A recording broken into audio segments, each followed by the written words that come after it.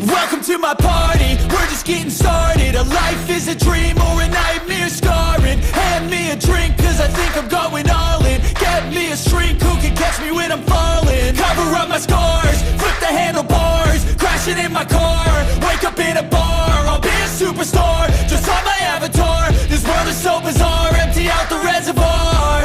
Yeah. 안녕하십니까. 아시아투데이 TV에서 매주 목요일, 금요일 보내드리던 송국근의 현장정치 라이브 방송, 이번 주부터는 화요일 그리고 금요일 날 뵙게 됐습니다. 오늘은 화요일 순서 지금부터 시작하겠습니다. 7월 2일 순서입니다. 어제 시청 앞에서, 서울시청 앞에서 대형 교통사고가 있었죠. 도심에서 어떻게 그런 일이 벌어질 수 있는지 저도 깜짝 놀랐습니다. 제가 자주 지나다니던 길이기도 하고, 그 교차로가. 그리고 또 지금 또 밖에 비도 많이 오고 해서 장마 대비도 잘 하시길 바라겠습니다.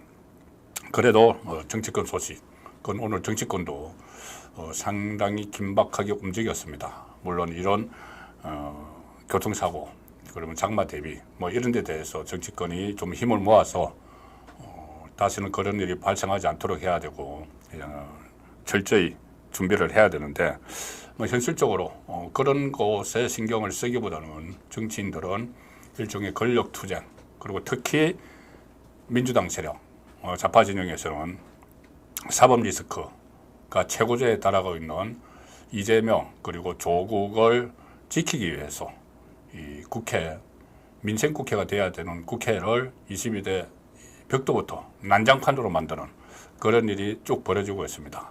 그렇지만 그게 오래 갈 것 같지가 않습니다. 지금 여러 가지 분위기로 보면은 오늘도 민주당이 실제로 검사 4명을 탄핵을 발의를 했습니다.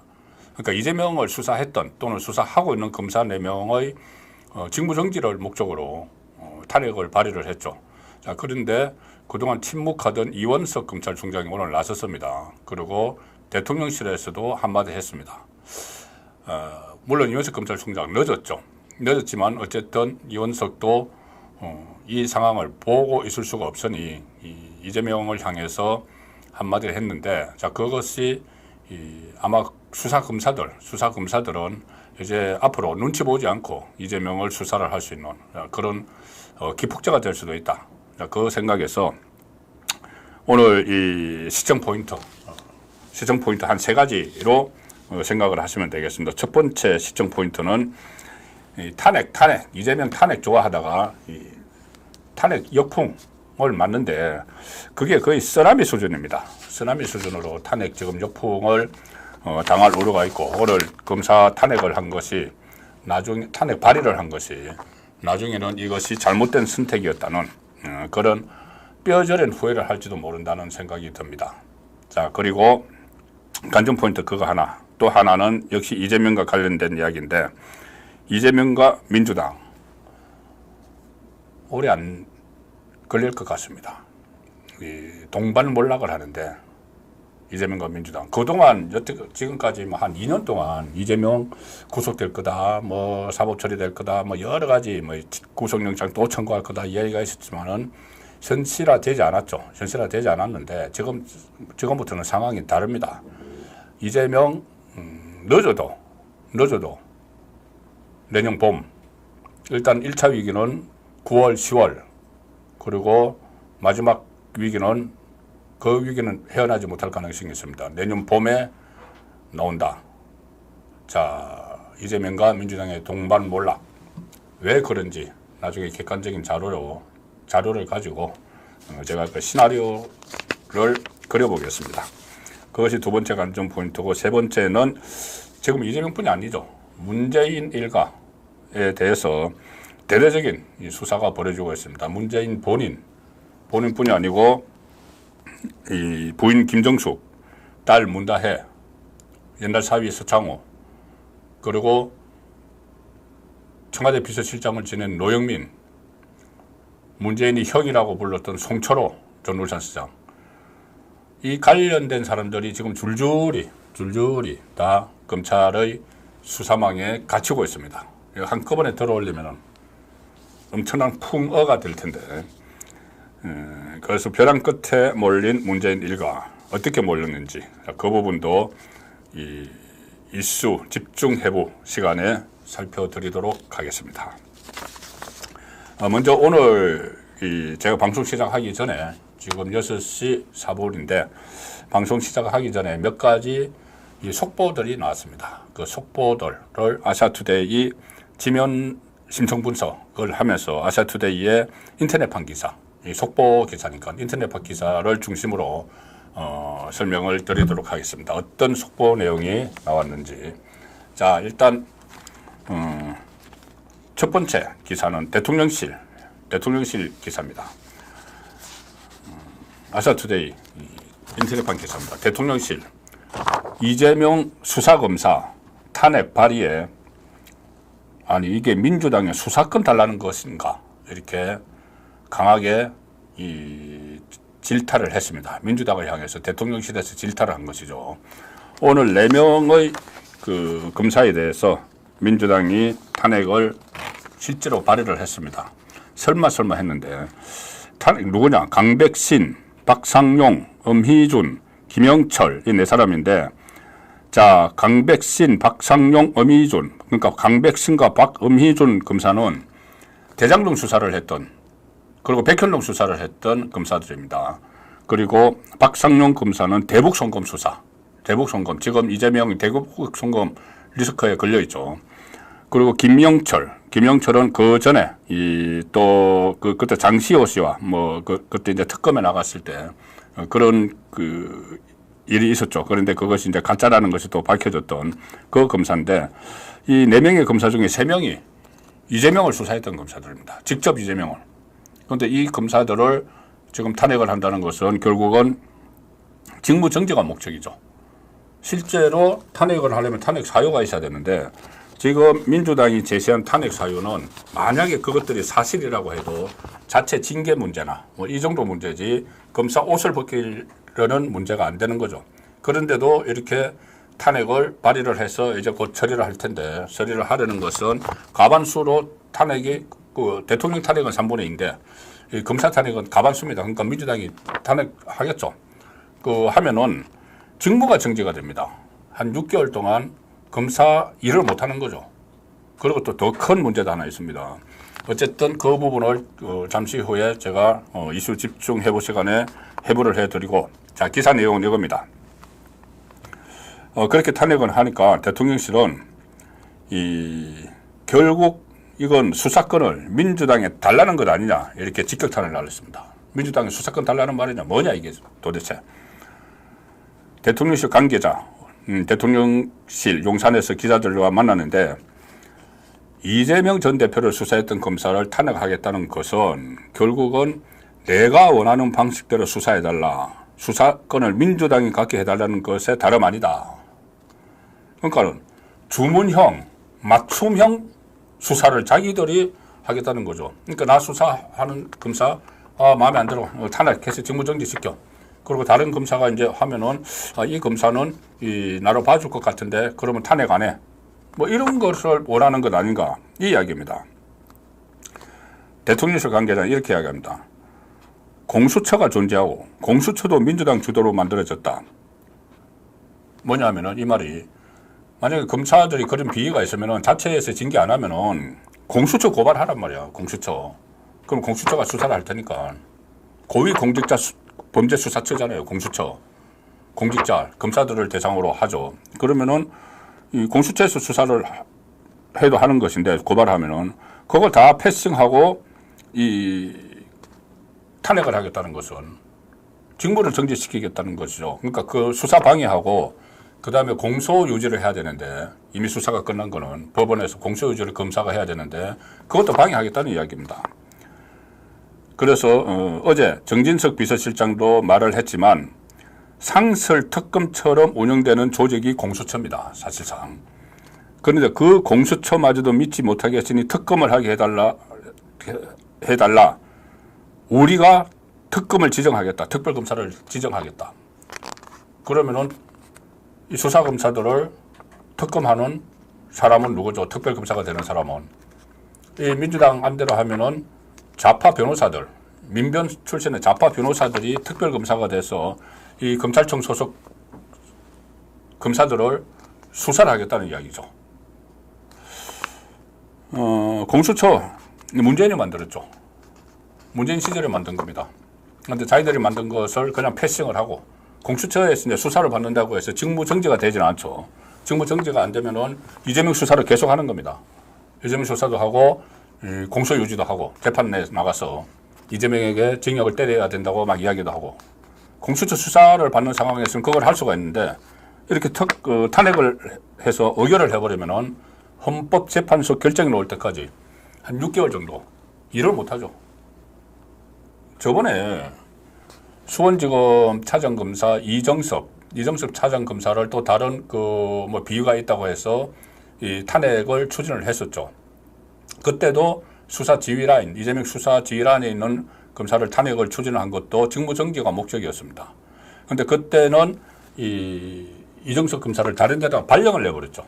발령을 내서 다른 또 차장검사가 투입이 돼서 수사를 했는데, 자, 이 검사들을 이렇게 무더기로 하면은 이 네 사람을 또 다른 데 또 발령을 내야 되는 건지, 그리고 이게 여기서 끝나지 않고 지금 어처구니 없는 일이 법사위에서 벌어집니다. 정청래가 위원장이 이르는 그 법사위에서 정청래 그때 제복 입은 군인들을 퇴장해, 일어나, 나가서 10분 동안 있어. 그리고 막 모욕을 했죠. 이 검사들이 그렇게 모욕을 당할 수가 있습니다. 법사위에서. 자, 왜 그런지는 잠시 후에 살펴드리고, 민주당이 이재명의 대장동, 백현동 특혜 개발 의혹, 쌍방울 불법 대북 송금 의혹, 사건 수사 담당자 등 검사 4명에 대한 탄핵 소추안을 발의를 했는데, 여기에 대해서 용산에서 민주당의 수사권을 달라는 것이냐 이렇게 강하게 질타를 했습니다. 그리고 또 한 가지 더 이야기를 했습니다. 용산에서. 지금 뭐냐면은 국회에서 윤석열 대통령 탄핵을 해야 된다는 청원이 지금 뭐 90만 명이 넘었다고 하죠. 그래서 마치 난리난 것처럼 민주당이 90만 명 넘었다. 자, 온 국민이 90만 이상의 국민이 윤석열 대통령 탄핵을 원하고 있다. 지금 좌파 패널들이 지금도 방송에서 그렇게 하고 있습니다. 근데 그게 얼마나 허구인지 이 부분도 제가 잠시 후에 이슈 집중해 보실 시간에 말씀을 드리겠습니다. 어쨌든 이 90만 명을 넘긴 데 대해서 입장을 모르니까 대통령실에서는 윤석열 대통령 탄핵 청원입니다. 상황을 지켜봐야 할 것이다. 자, 이 정도로 밝혔습니다. 탄핵은 사실 어떤 명백한 위법 사항이 있지 않는 한 가능하다고 보지는 않는다. 다만 정치적으로 탄핵을 계속해서 언급하면서 우리 국정이 잘 진행될 수 없게 되는 이런 상황이 온 것 같아. 이 상황을 잘 주시하고 있고 국회 상황을 좀 지켜보도록 하겠다. 이 부분에 대해서 지금 잘 이렇게 소개가 안 되는 내용이 하나 있습니다.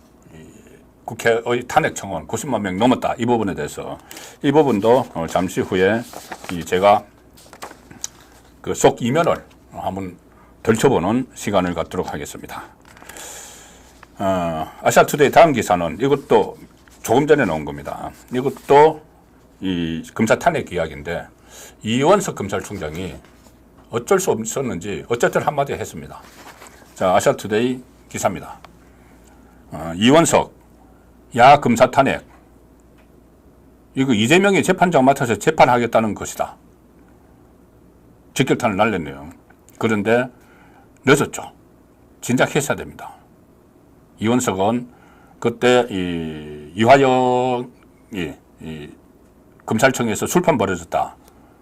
거짓말 했을 때 그때 한번 퇴근길에서 그 부분에 대해서 강하게 좀 이야기를 했다가 그 다음에 침묵을 쭉 지켰죠. 검찰에 대한 압박이 계속 되는데 심지어 검찰청을 해체를 하는 법안을 만들겠다. 그리고 검사들을 수사관으로 신분을 다 변화시키고 직급도 현재 한 3급 정도 대우를 받는데 집단 강등시키겠다. 이런 말이 나오는데도 침묵을 지키고 있다가 어쨌든 오늘 한마디 했습니다. 근데 이 한마디를 했기 때문에 이원석은 이제 9월 달에 임기가 끝나죠. 이원석 레임덕에 사실상 들어갔는데 일선 검사들이 이원석도 이렇게 이야기했으니까 눈치 보지 않고 법대로 이재명 수사를 할 수 있는 거죠. 이재명과 주변 수사. 자, 이렇게 이야기했습니다.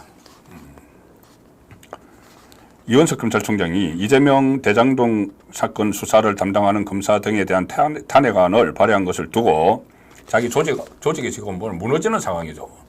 이렇게 이야기했습니다. 오늘 기자들과 만나서 검사를 급박하고 법원과 판사에게 위압을 가해서 공정한 수사와 재판이라는 형사사법제도의 근간을 무너뜨리는 것이다. 이 탄핵이. 검사 탄핵안은 우리 국민이 애써 지켜온 법치주의와 민주주의를 파괴하고 공동체의 상식을 붕괴시키는 일이다. 좀 약한 것 같죠. 검사들이 지금 탄핵됐는데 어떻게 되면 좀 원칙론적인 이야기를 하고 있는 것 같습니다. 강하게 정치권을 질타를 하는 게 맞죠. 왜 정치권의 상권 분립을 훼손을 하느냐. 야당 대표 살리기야 구하기야 아니냐. 법대로 처벌을 받아야 된다. 강하게 이야기를 해야 되는데 좀 원론적인 이야기를 한 것 같습니다. 근데 어쨌든 검찰총장이 뭐 이렇게까지 이야기를 했으니까 수사를 원칙대로 할 수가 있는 상황은 돼가는 겁니다. 이원석 총장은 이번 탄핵안이 위헌적이고 위법적이고 사법방해고 보복이고 방탄에 해당한다.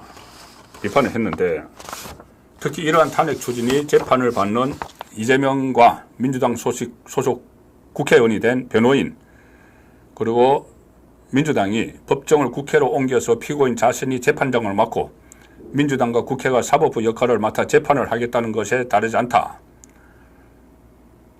이렇게도 이야기합니다. 단지 권력자를 수사했다는 이유만으로 검사 탄핵이 현실화되면 우리는 문명사회에서 야만의 나라로 쓰러지는 것이다. 공당에서 이를 발휘할 것이라고는 상상도 못했다. 다른 법치주의가 성립된 국가에서는 해외 토픽으로 나올 것이라고 생각한다. 자, 이 정도 됐으면 정말 해외 토픽감인데 이 정도 됐으면 검찰총장이 뭔가 행동을 해야죠. 행동을 해야죠. 임기 얼마 남지 않았지만은 차라리 나를 탄핵하라 이런 이야기를 했다고 하는데 탄핵하라가 아니고 옷을 벗는 것으로 임기 9개월 남았지만은 임기 다 채우지 않고 옷을 벗는 것으로 항의 표시를 하든지 그게 파장이 있겠죠. 검찰총장 임기 얼마 남겨놓지 않았는데 이 검찰에 대해서 아주 해체를 위한 그리고 또 정치적 목적으로 검찰 조직을 와해시키려고 해서 그러면 내가 다른 방법이 없으니까 검찰총장이 다른 방법이 없으니까는 내가 책임을 지고 그것을 막아내지 못한 정치권의 이 도전을 검찰총장이 검사들이 제대로 수사할 수 있도록 방패막이가 되어줘야 되는 거죠. 바람막이가 되어줘야 됩니다. 근데 그걸 내가 못해서 탄핵까지 왔으니까 내가 사퇴하겠다. 나를 탄핵하라가 아니고 내가 왜 이원석 탄핵 안 하겠죠? 왜 그러냐면은 지금 법조계에서 나도는 소문들이 문재인에 대한 수사도 맡고 있을 뿐더러 이재명에 대한 수사, 그때 그 구속영장을 재청구해야 되는데 그 대북 송금 가지고 이화영이 9년 6개월 나오고 이화영이 이재명에게 대북 송금 보고했다는 그 정황도 충분히 나왔고 그리고 이재명의 방북을 위해서 이하영이 김성태에게 부탁해서 돈을 썼다. 이게 충분히 나왔다. 그 전에 이 대북 송금까지 포함시켜서 구속영장을 청구를 했는데 유창원 영장판사가 기각을 해버렸죠. 그 중에서 대북 송금 부분은 증거가 좀 불충분하다 했는데 이화영 재판에서 증거가 다 적시가 됐죠. 그러면 구속영장을 재청구해야 되는데 안 하고 그냥 기소했습니다. 그런 이원석 검찰총장이니까 민주당이 탄핵을 안 하겠죠. 자기들 강하게 수사를 한 4명의 검사는 탄핵을 하지만 수사를 강하게 세게 하지 말라고 하는 검찰총장을 왜 탄핵합니까? 탄핵 안 하겠죠. 그런데 나를 탄핵하라. 이건 현실에 맞지 않는 이야기죠. 본인이 스스로 임기 얼마 남지 않았지만 옷을 벗는 그런 모습을 보이든지 아니면은 앞으로 이 정치권이 총선 결과 이런 데 자고우면하지 않고 모든 검찰 조직이 이 법대로 주저하지 않고 수사를 강하게 할 거다라는 어떤 메시지를 던져주든지 그렇게 하는 것이 맞죠. 근데 이것을 보면은 지금 일단 좀 원론적인 이야기를 했는데, 그렇더라도 제가 조금 전에 말씀드린 대로 이원석 검찰총장 눈치 보지 않고 지금 수사를 좀 할 수 있는, 본격적으로 할 수 있는 그런 여건은 조성이 돼 간다는 의미는 있습니다. 자, 이렇게 되면은 이재명, 아무리 이재명이라도 지금 불안하고 초조할 겁니다. 지금 재판 이야기는 잠시 후에 드리겠지만은 1심 재판, 1심 판결, 구형, 1심 선고 건너오죠. 이게 저희들은 말로만 계속 지금까지 해왔는데, 이재명 사법 리스크고 뭐가 100만 원, 선거법 100만 원 이상이면 어떻게 되고, 뭐 대북 선거면 수사 그 판결이 신속히 진행이 될 것이고, 또 추가 검찰에서 수사하는 것도 하면 구속영장 청구까지 할 수 있고, 막 이런 이야기를 하지만은 현실화된 것이 하나도 없죠. 그래서 많은 분들이 실망을 하고 계시는 겁니다. 지금 2년 동안, 윤석열 정부 들어서만도 2년 동안 맨날 이재명 사법 리스크 말만 하다가 뭐 하나 놓은 게 있느냐, 이렇게 이제 많이 말씀들 하시죠. 그런데 그것은 두 가지였습니다. 하나는 이재명이 계속 이 사법 방해를 한 부분, 본인이 뭐 단식까지 막 하고, 또 동원해서, 민주당 세력을 동원해서 탄핵하고 사법 방해를 한 부분 하나가 있고, 하나는 검찰과 법원에서 제대로 하지 못한 게 있죠. 검찰은 말씀드린 대로 이원석 검찰총장이 이 정치권에 대한 수사, 미래 권력이 될지도 모르는, 있는 말, 사실 그대로 말씀드리면 거기에 대한 수사를 미적거리고, 법원도 그 전에 김명수 체제가 오래 지속이 됐죠.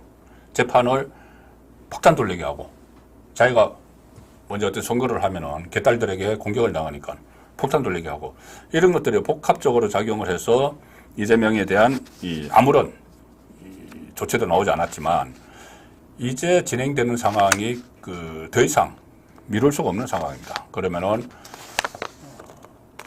1심, 그리고 1심 전에 구형 몇 년, 징역 몇 년, 이런 말이 나오고, 실제로 1심에서 판사가 징역 몇 년, 아니면은 벌금 몇백만 원, 이렇게 때리면은 그때 상황이 달라지는 거죠. 그래서 이재명은 지금 불안하고 초조할 수밖에 없는 겁니다.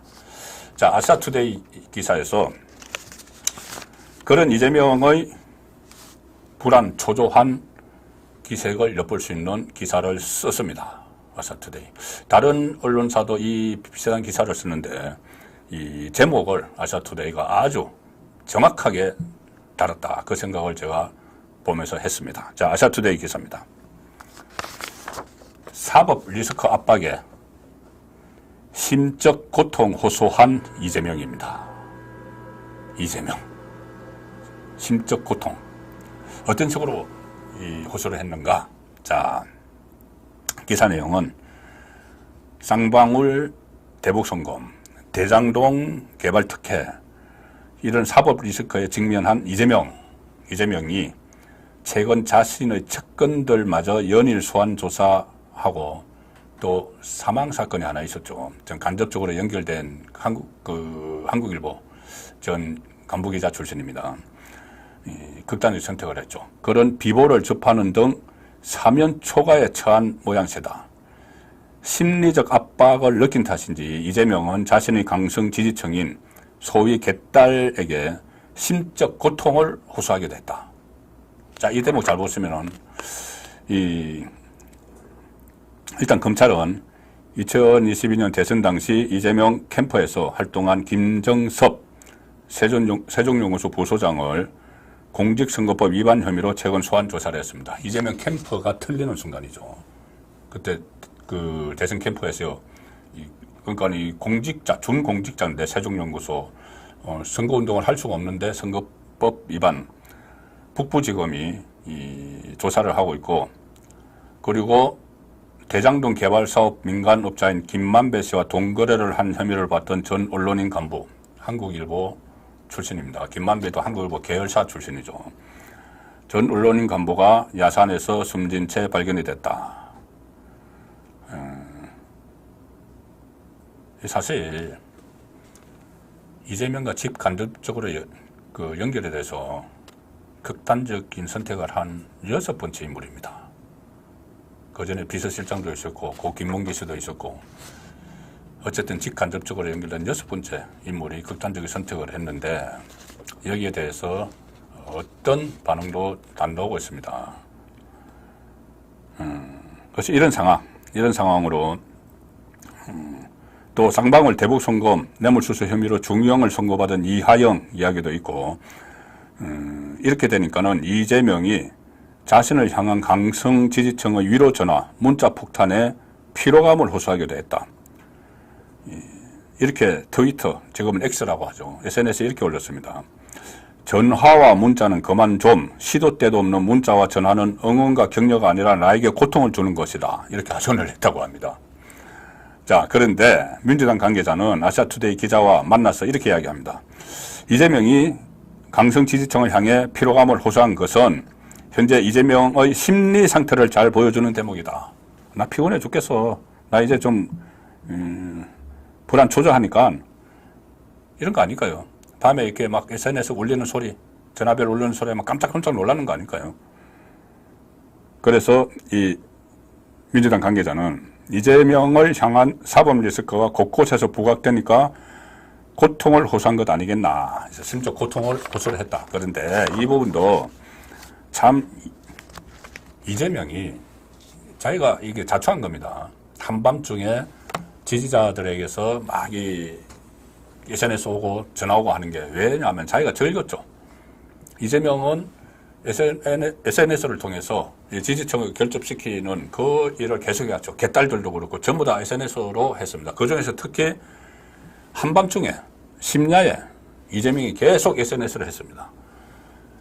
아마 집에 가서 이제 자기 지지자들이 막 SNS에 뭘 이야기를 무슨 막 그 지지하는 것을 보내면은 거기에 답신을 막 했죠. 한밤중에 답신을 해서 그거 굉장히 즐겼습니다, 이재명이.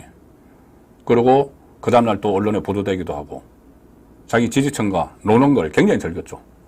근데 지금은 이게 너무 많고 지금 굳이 또 그렇게 밤에 SNS 안 해도 자기 이제 따르는 맹목적인 개딸들이 형성이 되어 있기 때문에 귀찮아진 거죠, 이제. 밤에 하는 게.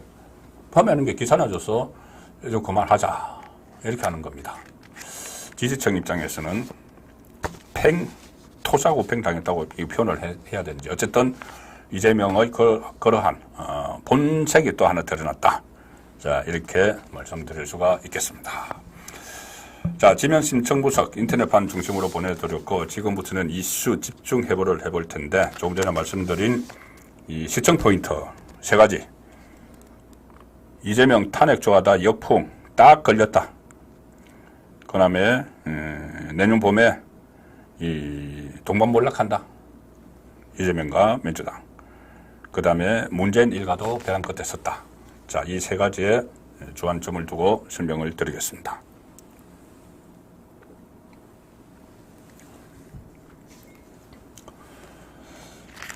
자, 그 설명 드리기 전에 흥미있는 그 보도들이 지금 하나 나왔습니다. 뭐냐 하면은 김만배와 신학님 지금 둘 다 구속돼 있죠.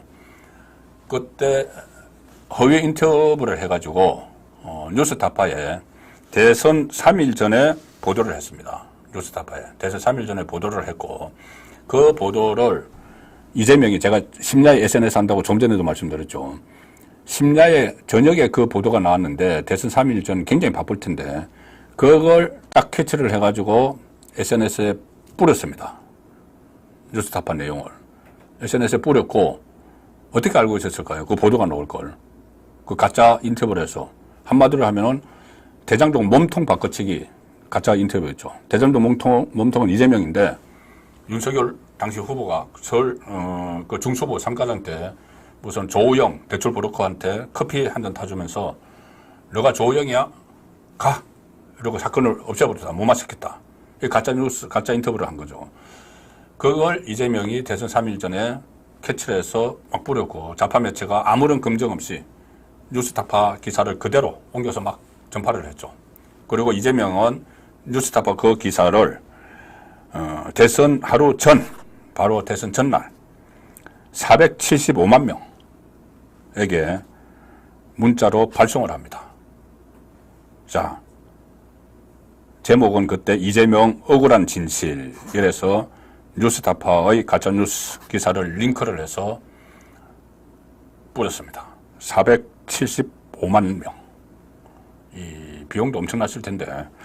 자, 그래서 이제 그 두 사람이 얼마 전에 구속이 됐죠. 김만배는 이제 세 번째 구속이 됐고, 신학님 전 온노련 위원장인데, 신학님도 구속이 됐습니다. 두 사람은 한국일보 계열사에서 같이 일을 했던 한국일보 계열사 노조 출신들입니다.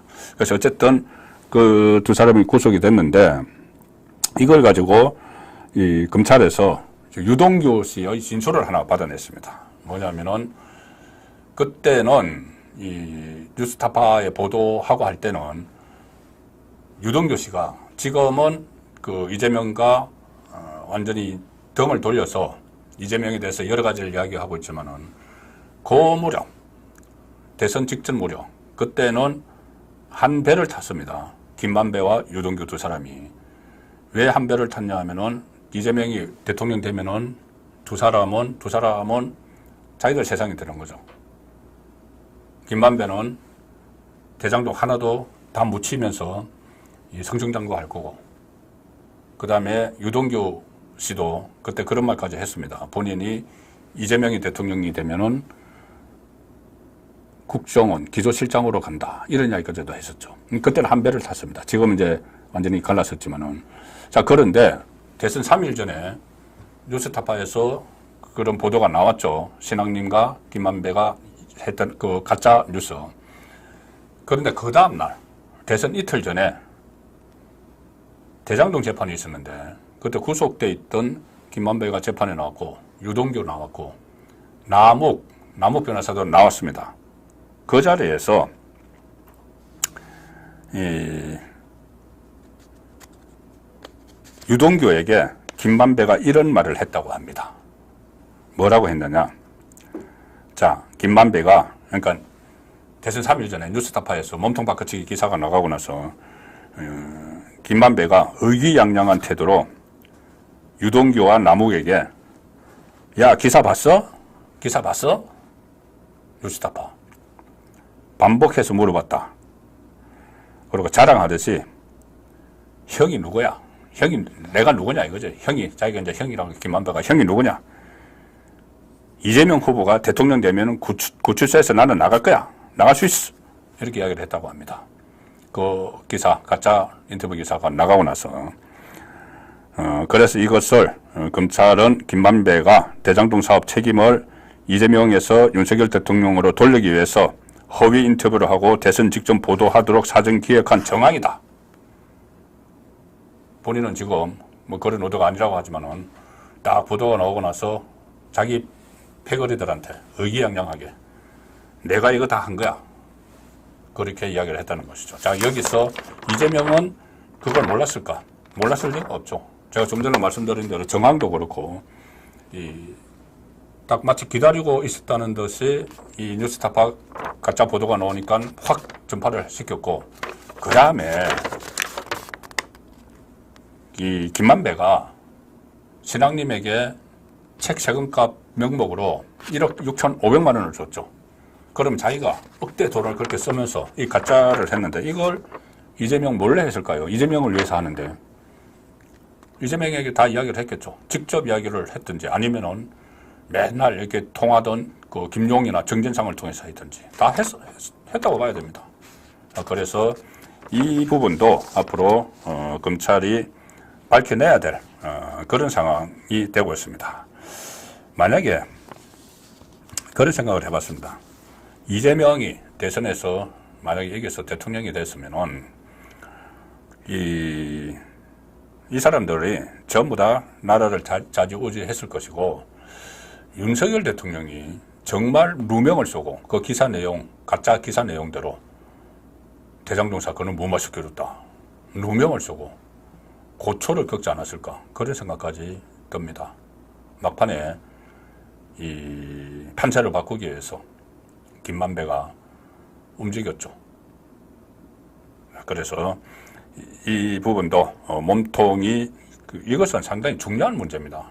여론을 속인 거죠. 국민을 속이는 짓을 전직 언론인이라는 사람들이 한 거죠. 저도 뭐 언론인이지만 이거 정말 창피한 이야기고 국기를 흔드는 그런 이야기입니다. 매체까지 동원이 돼서 다 알면서, 그리고 그 매체가 쓴 엉터리 가짜뉴스를 확인도 안 하고 검증도 안 하고 막 또 퍼나르는 그런 좌파 성향 매체들도 있었죠. 자, 이 상황인데 이것도 이재명에게 또 사고를 칠 거지만은 제가 말씀드린 대로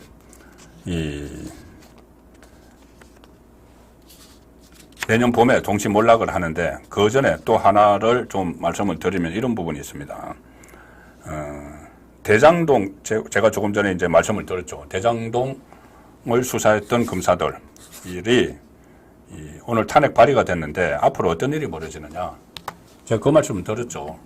이제 직무정지를 하면은 예를 들어서 강백신 성남지청 차장검사 같은 경우는 그 전에 대장동 백현동 수사를 했고, 지금 그때는 이제 서울중앙지검에 있었는데 지금 성남지청으로 옮겨서 차장검사로 있으면서 정자동 호텔 특혜 의혹을 파헤치고 있습니다. 이게 그동안 묵혀져 있었는데 강백신 검사가 부임을 하면서 수사가 활기를 띠고 있는 상황이죠.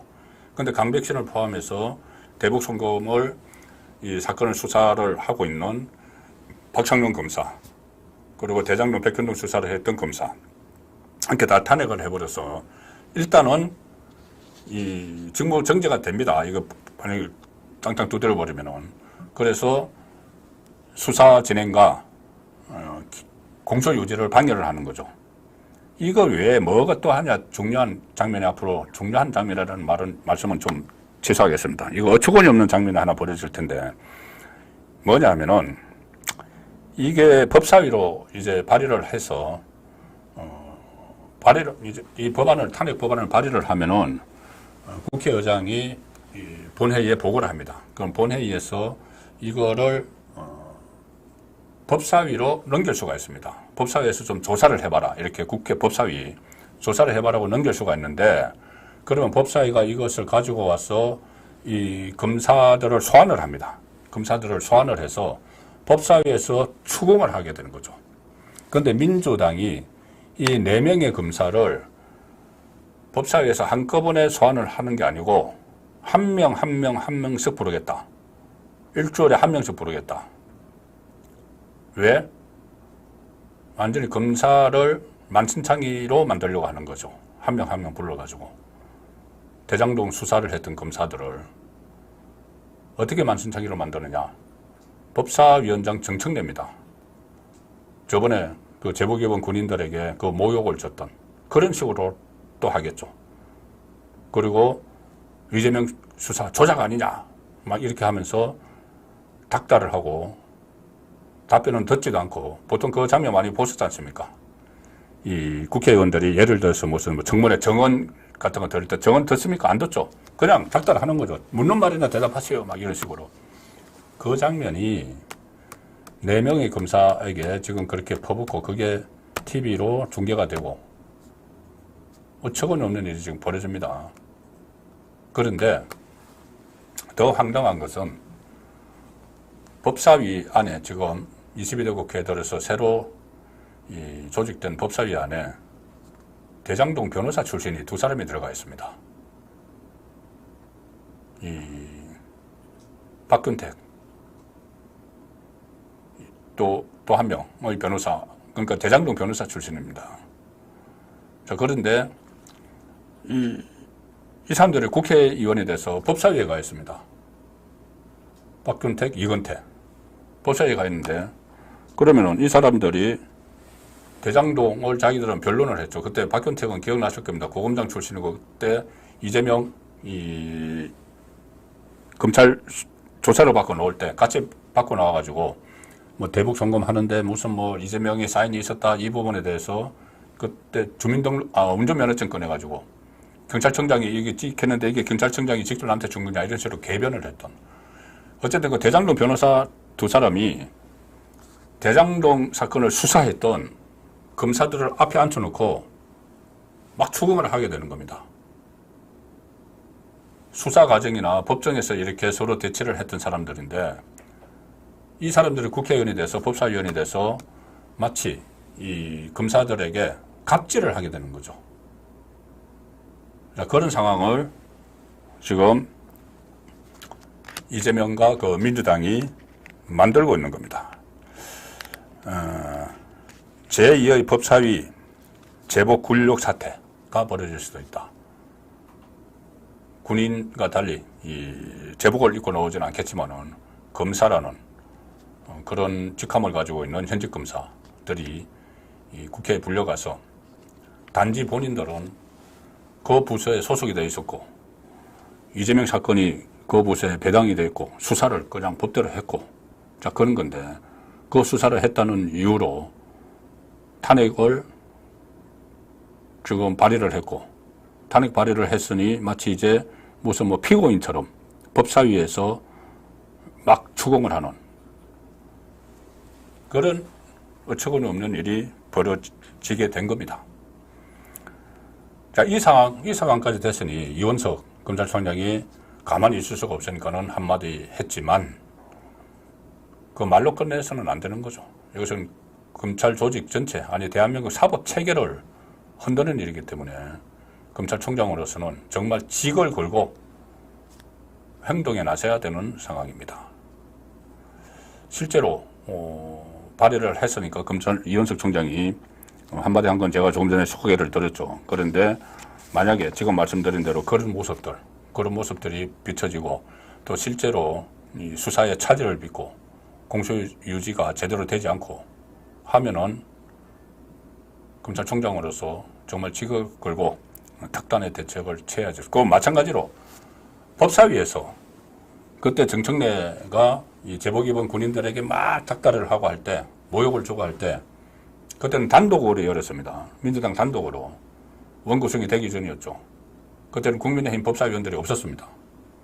근데 이번에 만약에 법사위에서 그런 사태가 벌어지면은 국민의힘 법사위원들이 어떻게 대응하고 대처할 것인지 그 부분도 충분히 논의를 해야 되는 그 상황입니다. 근데 어쨌든 이렇게 이재명이 본인의 이 사법 리스크 방탄을 위해서 가전, 꼼수, 편법 이런 것들을 쓰고 있지만 제가 장담하건대 또 희망 고문이다 또 이렇게 말씀하실 분도 계시겠지만 뭐 그렇게 된 적도 있었죠.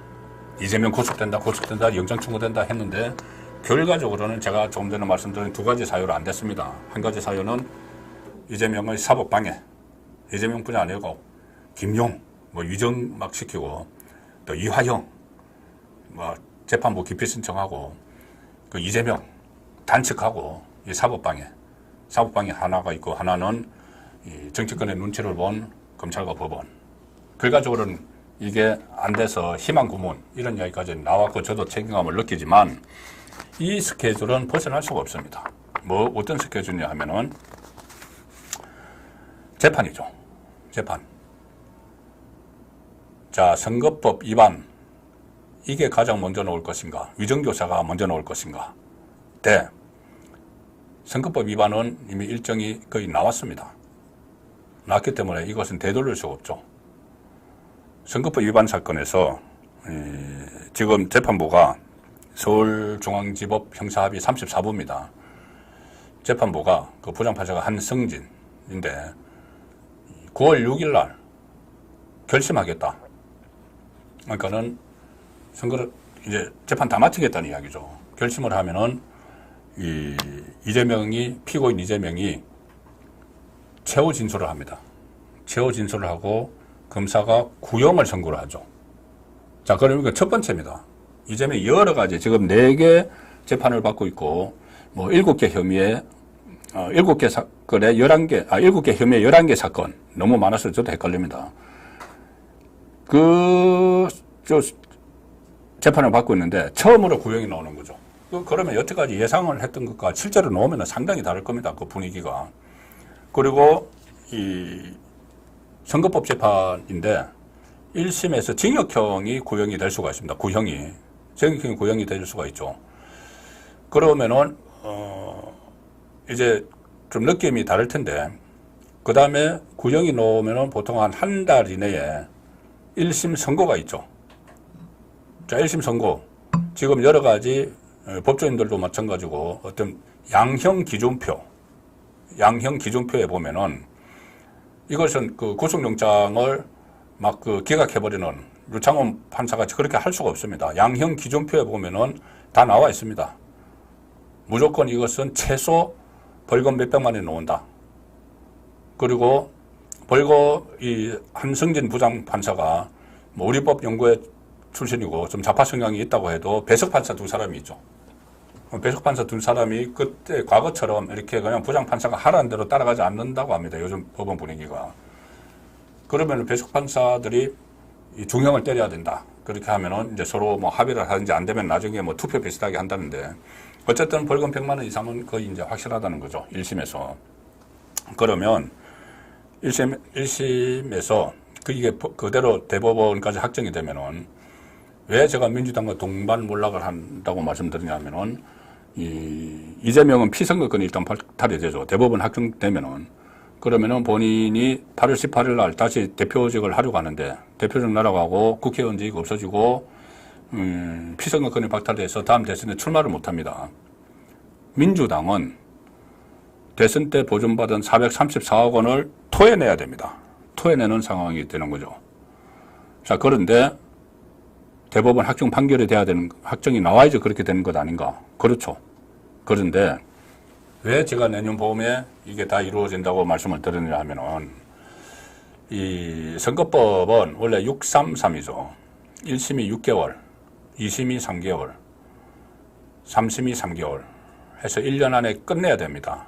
강제 규정이죠. 그런데 강제 규정을 안 따라도 처벌할 조항이 없으니까 지금 서울중앙지법 형사 34부에서 그전에는 강규태 판사가 시간 끌다가 재판 끌다가 아예 사퇴를 해버렸죠. 사표 쓰고 나가버렸죠. 사표 쓰고 나가서 동문 커뮤니티에 글을 올려가지고 나는 이제 자유다. 얼마나 개딸들에게 시달렸으면 그렇게 하고 나갔죠. 그리고 한승진 판사가 그 부장판사가 계속 이어서 하고 있는데 지금 22개월째입니다. 22개월째. 6개월에 끝내야 되는 걸 22개월째 하다가 이제 9월 달에 그러면 정말 1년 만에 2년 만에 이게 2022년 9월 달에 시작됐으니까 딱 2년 만에 1심이 나오는 겁니다. 6개월 만에 해야 되는 거를. 자, 그러면은 10월 달에 이제 1심이 나오죠. 그러면 남은 게 이제 2심과 대법원인데 원래 규정에 633이죠. 2심 3개월, 대법원 3개월. 1심을 이렇게 오래 끌었기 때문에 2심에서는 할 게 없습니다. 그리고 재판부가 다 바뀌었죠. 그러니까 대법원장이 바뀌었죠. 김영식 체제에서 조희대 체제로 바뀌었죠. 그리고 신속 재판을 계속 요구를 하고 있죠. 그러면은 고등법원과 대법원에서 규정대로 3개월, 그까지도 안 걸릴 겁니다. 아주 빠르게 2심, 3심이 진행이 되겠죠. 그러면은 3개월, 2심에서 3개월 걸린다 해도 내년 1월, 대법원에서 3개월 걸린다 해도 내년 4월, 더 빨라지면은 6월이나 3월에 대법원 확정 판결이 나옵니다. 대법원 확정 판결이 그때 나오면 딱 판결되는 순간 이재명은 만약에 실형이 아니라고 하더라도 벌금형이라고 하더라도 100만 원 이상이면은 그 순간 모든 것이 날아가죠. 다 했습니다. 민주당은 434억 원을 토해내야 되는데 민주당 재산 지금 당사 다 팔면 한 400억 된다고 하죠. 그래서 그때 재정 파탄이 일어날 텐데 그때 이제 어떻게 될 건지 동반몰락이 되는 거죠.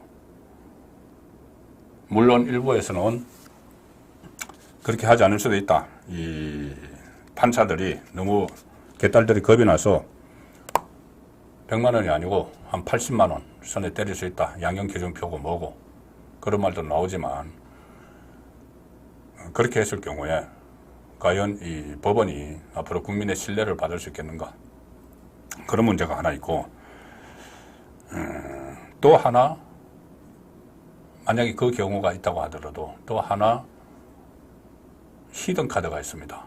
뭐냐면은 위정교사 재판이죠. 위정교사는 이것은 워낙 중대한 위정을 시켰기 때문에 김성진 씨에게 이건 징역형이 나올 수도 있다. 자, 그런 전망도 있습니다. 징역형이 나오면은 1심에서 법정 구속도 검토 가능하다는 겁니다. 왜 그러냐면은 법정 구속은 검찰에서 어떤 체포동의안, 그러니까 구속영장을 청구하는 것처럼 국회에서 체포동의안이 필요 없이 바로 법원 판단으로 구속을 할 수가 있으니까는. 자, 그런 카드도 있고, 어쨌든 그건 좀 현실적으로 좀 어렵겠죠. 지금 아무리 범법자고 여러 가지 혐의가 많지만은 재판부 분위기를 보면은 법정 구속까지는 어렵다고 하지만 좀 전에 말씀드린 이 선거법은 지금 배석 판사들 목소리가 상당히 커져 있는 상태이기 때문에 벌금 100만 원 이상이 거의 확실하다. 그러면은 내년 봄에 몰락한다. 동시에 몰락한다. 자, 그 시나리오를 말씀을 드리겠습니다. 그래서 오늘 시청 포인트 셋 중에서 이재명 탄핵 좋아하다 역풍 딱 걸렸다. 그리고 또 하나는 내년 봄 이재명과 민주당 동시 몰락인데, 자, 문재인 일가를 둘러싼 이거 만만치 않습니다. 일단 김정숙 뭐 여러 가지가 있죠. 타지마할이 있고 기내색이 있고 뭐 감봉권 특활비 있는데, 이창수 서울중앙지검장이 전주지검장으로 있다가 문재인 그 타이스타젯 사건을 수사하다가 서울중앙지검장으로 돼서 했던 말이 이 사건을 캐비넷에 넣어두지 않겠다는 이야기를 했죠. 근데 이제 캐비넷에서 하나씩 꺼내고 있습니다. 서울중앙지검 형사 1부가 주로 이제 고소고발 사건을 담당하는 데인데, 거기에 김건희 여사 건도 있었고, 디올백, 그 다음에 김종숙계 3개가 있었고, 그 심지어 이준석 그 무고죄도 거기에 있습니다. 그런데 그때 이원석 검찰총장이 그 중에서 김건희 여사 건만 싹 빼서 당시 송경호 서울중앙지검장에게 전담팀을 만들어라 이렇게 했죠. 그런데 이제 송경호가 교체되고 이창수 서울중앙지검장이 그 안에 있던 캐비넷에서 다 꺼내고 있습니다. 그래서 김종숙과 관련해서는 이 사건들을 형사 1부가 너무 많으니까, 사건이 많으니까 형사 2부로 넘겼는데, 형사 2부에서 본격적인 수사를 시작했습니다. 무엇을 가지고? 샤넬 자켓. 샤넬 자켓 수사를 이제 본격적으로 했는데, 샤넬 자켓은 뭐냐면은, 김정숙 씨가 2018년에 이제 문재인 현역일 때 파리를 방문했죠. 프랑스 파리에 가서 자켓, 샤넬 자켓을 대여를 받았는데, 이게 한 1,000만 원 이상 된다고 합니다. 저 자켓, 저 옷이. 근데 저 자켓에 이렇게 한글 가지고 이 무늬로 만든 겁니다. 그래서 그걸 그때 이 마크롱 이 부인을 만나서 막 자랑을 하고 있죠. 자기가 이렇게 이 샤넬 프랑스의 패션 제품이죠. 그것을 한글로 디자인을 했다. 이렇게 막 자랑을 했는데, 그 다음에 이 대여를 해서 입었다고 했죠. 그런데 나중에 보니까 이 샤넬 자켓을 그 샤넬 쪽에다가 이렇게 다시 반납을 했는지 안 했는지 모르는데, 그게 이제 논란이 되니까 샤넬에서 뭐라고 했냐면은, 그거 우리가 한국에 기증을 했다고 했습니다. 어디로 기증을 했느냐 하면은 국립한글박물관, 여기다가 한글로 도안을 했으니까 거기다 기증을 했다고 했는데, 그 기증한 것을 인천공항에서 전시를 했다고 하죠. 그런데 전시된 그 자켓하고 김종숙이 실제로 입었던 자켓이 서로 다른 거라는 게 네티즌들이 발견했죠. 그래서 기자들이 가서 확인하니까 다른 거였습니다. 그러면은 김종숙이 입었던 자켓은 어디 갔느냐? 그 샤넬 쪽에서는 그 논란이 일어나니까 사실은 또 말을 바꿨죠. 사실은 그 샤넬 자켓은 우리가 가지고 있고 김종숙에게 대여해줬던 가지고 있고, 그 한글 박물관에는 다른 제품을 보낸 거다. 뭐 이렇게 또 해명인지 변명인지를 했는데, 지금 그 샤넬 자켓을 그 샤넬 본사에 있다는 것이 확인이 안 되고 있습니다. 그래서 이것을 고발을 한 것이죠. 이 샤넬 자켓이 도대체 어디냐 사라졌다. 그 사건에 대해서 어제입니다. 김일환, 그러니까 서울중앙지검 형사 2부가 김일한 국립한글박물관장 그리고 직원들을 참고인으로 불러서 이 조사를 지금 시작을 했습니다. 그러니까는 그 실제로 입었던 그 샤넬 자켓이 어디 갔느냐. 그래서 이 샤넬 본사에서는 자기들 가지고 있다고 하지만 그거 확인이 안 됩니다. 아마 김종숙 씨의 옷장에 그대로 있을 수가 있죠. 국고로 대여를 하고 했던 것을. 자, 그래서 그것도 의혹이 지금 밝혀져야 되는 이 상황인데, 어쨌든 그것은 좀 이 국기를 흔들 만큼 그렇게 큰 문제는 아니라고 해도, 이제 그 문재인과 관련해서는 지금 여러 가지 이 수사가 진행이 되고 있습니다. 핵심적인 것만 몇 가지 말씀드려도 문재인이 얼마나 사면 초과에 몰려 있는지. 일단 그 부임 문제 있죠.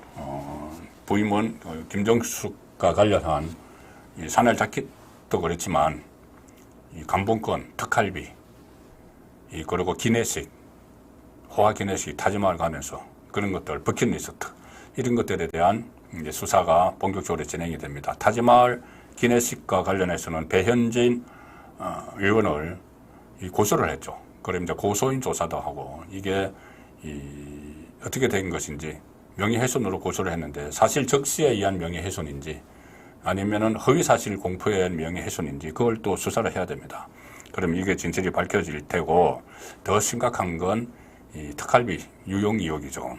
그리고 딸과 예사위, 그러니까 이혼한 딸 문다혜 씨와 서창호 씨에 대한 수사는 전주지검에서 계속 하기로 했는데 전주지검에서 원래 이제 이창수 서울중앙지검장이 전주지검에서 이 수사를 하다가 서울중앙지검장으로 갔고 그 수사를 전주지검에서 담당하려 했던 형사 3부장 이성학 부장검사도 서울중앙지검으로 가서 서울중앙지검으로 이 사건을 이첩을 하려고 했지만 전주지검장으로 새로 부임한 박영진 검사장이 우리가 하겠다.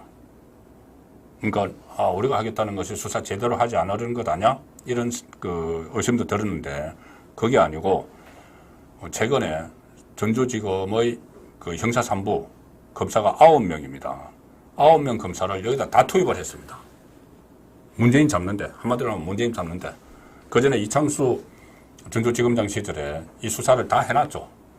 그때 뭐 백원우를 비롯해서 다 불렀습니다. 주영훈 경호처장까지 다 불렀고, 중기부 장관, 차관까지 다 불러서 이상직에게 이 자리 대가로 그 태국으로 이주한 문다혜를 돕도록 한 것 아닌가. 그래서 검찰에서는 한 2억 원 플러스 알파가 이상직이 문다혜에게 줬다는 건데 그거는 특가법이죠. 특가법상 제3자 뇌물죄면 아주 중형입니다. 그 사건 수사를 이제 그 문재인 밑에까지는 다 했고 이창수 전주지검장 시절에 했고 그 수사를 이어받아서 박영진 지검장이 하고 있는데 10명의 검사를 9명의 검사를 다 투입을 했기 때문에 이거 성과를 안 내면 그게 이상한 거죠.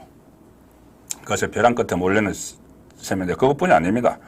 노영민 전 비서실장 취업 청탁 의혹 이것도 15개월 만에 수사가 진행이 됐습니다. 그때 이정건 전 민주당 사무부총장을 뭐 한국 물류 유통 그 업계 그쪽으로 취업을 시킨 건 부정청탁 이런 것들도 다 수사가 되고 있는데 재기 수사 명령 받은 울산시장 이 청와대 8개 부서가 동원된 그 사건도 지금 수사가 재개가 됐습니다. 이것들이 15개월 만에 한 1년 만에 막 수사가 재개가 되는 이유가 바로 말씀드린 이창수 중앙지검장이 캐비넷을 열기 시작한 거죠.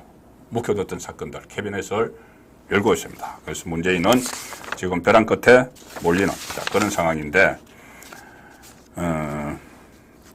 좀 전에 얼핏 말씀드렸는데 윤석열 대통령 탄핵이 뭐 국회에서 이렇게 해서 뭐 오늘부로 90만 명이 올라갔다. 근데 이거 일단은 탄핵 청원자 자체가 좀 상당히 의심이 되는 것이 탄핵 이유가 무슨 뭐 후쿠시마 정유수 방류를 뭐 묵인했다 뭐 이런 거 과거에 뭐 계단 같은 거 이런 것들을 다 하고 해서 이제 90만 명이 동의를 했다 해서 민주당에서 이거 봐라 국민 90만 명이 이거 탄핵을 하라고 하지 않느냐 막 이렇게 외칩니다. 우원식 국회의장은 또 덩달아서 서버를 더 늘려라 하고 막 부추기고 민주당 의원들이 자 이제 100만 갈 거다 막 이렇게 하는데 한 250만까지 갈 겁니다. 왜 그런가 하면은 민주당의 권리당원 개딸 권리당원이 250만 명입니다. 그렇게 가도 뭐 놀라울 것도 아니죠. 지금 이재명을 지키기 위해서 이 탄핵 하는 사람들이니까는. 근데 250만 가지 않겠지만 어쨌든 지금 뭐 90만 이거 가지고 호들갑 떨 문제가 아닙니다.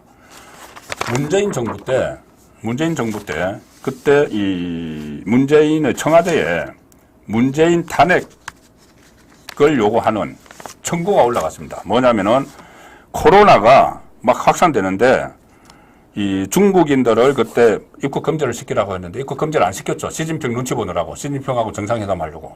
그러다가 보니까 우리나라에 막 코로나가 퍼졌고 그래서 청원인이 대한민국 대통령이 아닌 중국의 대통령 같아 이렇게 하면서 문재인 대통령 탄핵을 촉구합니다 해서 탄핵 청원을 했습니다. 그때 얼마였냐? 그때 마지막 한 달 동안 그 청원에 동의한 사람이 146만 9,023명입니다. 146만. 지금 90만 됐다고 국민들이 탄핵을 요구한다. 이것은 눈속임이고 현혹인 것이죠. 자, 그래서 지금 오늘은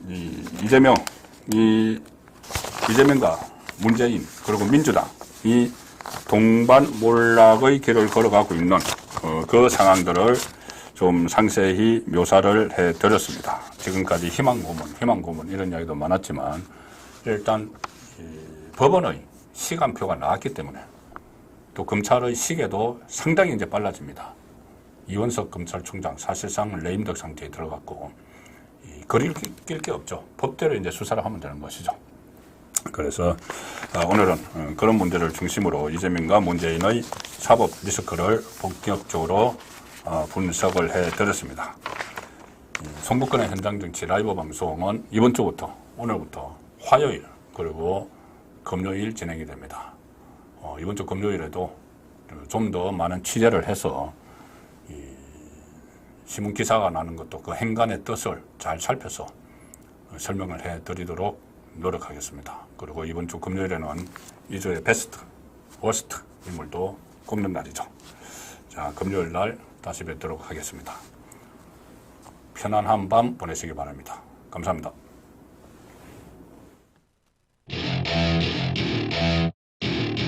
Welcome to my party, we're just getting started. A life is a dream or a nightmare scarring. Hand me a drink cause I think I'm going